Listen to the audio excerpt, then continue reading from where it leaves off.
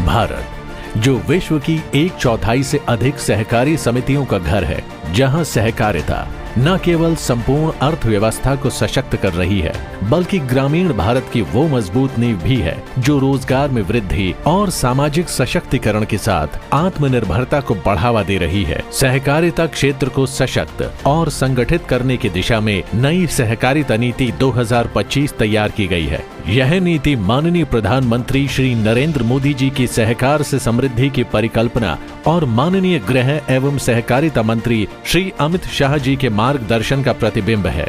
2002 में पिछली सहकारिता नीति जारी हुई थी और तब से 21वीं सदी में तेजी से हो रहे वैश्वीकरण और तकनीकी प्रगति ने दुनिया को बदल दिया है। नई राष्ट्रीय सहकारिता नीति का उद्देश्य किसानों, महिलाओं और ग्रामीण विकास को अपने केंद्र में रखते हुए सहकारी आंदोलन के परिवर्तन के साथ साथ सहकारी समितियों को सशक्त बनाकर भारत की अर्थव्यवस्था में महत्वपूर्ण योगदान देना और सहकार आधारित ग्रामीण समावेशी विकास को प्रोत्साहित करना है। साथियों, भारत अपनी फ्यूचर ग्रोथ में कोऑपरेटिव्स का बहुत बड़ा रोल देखता है। इसलिए बीते सालों में हमने कोऑपरेटिव से जुड़े पूरे इकोसिस्टम की और उसे ट्रांसफॉर्म करने का काम किया है। 2 सितंबर 2022 को मंत्रालय ने नई राष्ट्रीय सहकारिता नीति का प्रारूप तैयार करने के लिए श्री सुरेश प्रभाकर प्रभु, पूर्व केंद्रीय मंत्री की अध्यक्षता में 48 सदस्यीय राष्ट्रीय स्तर की समिति का गठन किया। इस समिति में राष्ट्रीय और राज्य सहकारी संघों, प्राथमिक सहकारी समितियों, ग्रामीण विकास एवं अर्थव्यवस्था संबंधित केंद्रीय मंत्रालयों, राज्य सरकारों के सहकारिता विभाग और शैक्षणिक संस्थानों के अनुभवी सदस्य शामिल थे।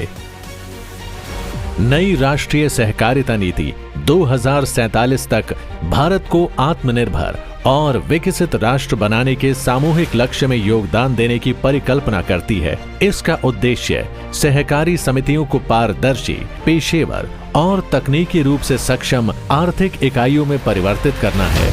नई राष्ट्रीय सहकारिता नीति का लक्ष्य 6 रणनीतिक मिशन स्तंभों के तहत सामूहिक 16 उद्देश्यों के अंतर्गत 83 रणनीतियों के माध्यम से पूरा किया जाएगा और वे 6 रणनीतिक मिशन स्तंभ हैं। सहकारी आंदोलन के लिए एक सशक्त नींव का निर्माण करना, जीवंत और आत्मनिर्भर परितंत्र का सृजन करना, सहकारी समितियों को पेशेवर और संवहनीय आर्थिक इकाइयों के रूप में रूपांतरित करना, सहकार आधारित समावेशी विकास और सरकारी समितियों को जन आंदोलन के रूप में प्रोत्साहित करना, सहकारी समितियों के नए और उभरते क्षेत्रों में विस्तार को प्रोत्साहित करना, युवा पीढ़ी को प्रेरित करना और उन्हें कोऑपरेटिव ओरिएंटेड एक्सपीरियंशियल लर्निंग प्रदान करना जो ग्रामीण सहकारी परिवेश से जुड़ाव विकसित करे। नई नीति का प्रभावी कार्यान्वयन एवं निगरानी 2 तरीकों से किया जाएगा। पहला, राष्ट्रीय सहकारिता नीति संचालन समिति, जिसकी अध्यक्षता केंद्रीय सहकारिता मंत्री करेंगे। यह समिति समग्र मार्गदर्शन प्रदान करेगी और अंतर मंत्रालयी समन्वय सुनिश्चित करेगी। दूसरा, नीति कार्यान्वयन और निगरानी समिति, जिसकी अध्यक्षता केंद्रीय सहकारिता सचिव करेंगे। यह समिति केंद्रीय और राज्य स्तर पर समन्वयन को सुविधाजनक बनाएगी। नई राष्ट्रीय सहकारिता नीति का लक्ष्य भारतीय अर्थव्यवस्था में सहकारी क्षेत्र के योगदान को 3 गुना बढ़ाना है।